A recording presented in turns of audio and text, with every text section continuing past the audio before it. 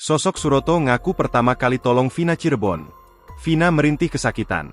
Suroto, petugas keamanan atau Siskamling di desa sekitar Jembatan Talun, kini muncul mengaku sebagai sosok yang pertama kali menolong Vina dan Eki. Seperti diketahui, Vina dan Eki menjadi korban pembunuhan di Jembatan Flyover Talun, Cirebon pada 27 Agustus 2016 silam. Jasad Vina dan Eki kemudian dibawa ke Rumah Sakit RSUD Gunung Jati bersama polisi. Namun di balik itu, ada sosok Suroto yang pertama kali menemukan jasad Vina dan Eki tergeletak di jembatan tersebut.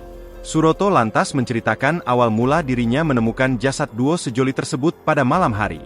Hari itu, saya patroli keliling karena saat itu rawan begal di jam Oktober 11 malam.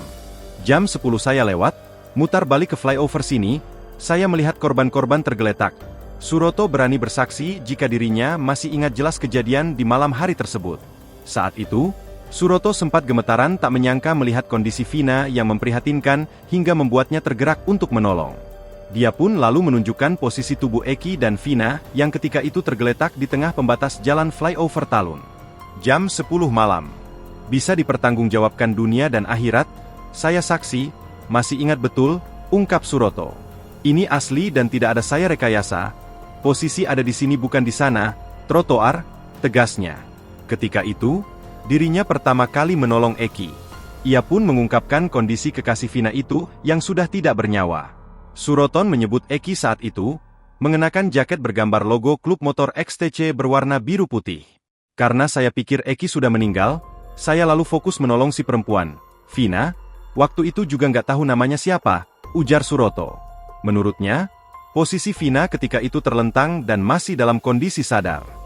Vina bahkan pun sempat merintih meminta pertolongan kepada Suroto. Lebih lanjut, Suroto juga mengungkap kondisi Vina saat itu di mana korban mengalami luka parah di sekujur tubuhnya.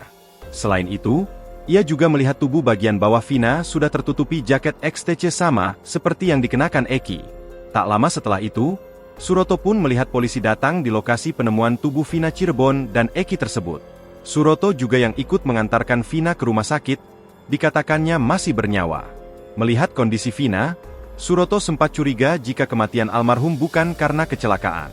Pasalnya, saat Suroto mengaku melakukan survei ulang di TKP sehari setelah kejadian. Hingga kecurigaan Suroto terbukti setelah berselang lama kematian Vina dan Eki disebabkan karena kasus pembunuhan. Download Tribun X sekarang, menghadirkan lokal menjadi Indonesia.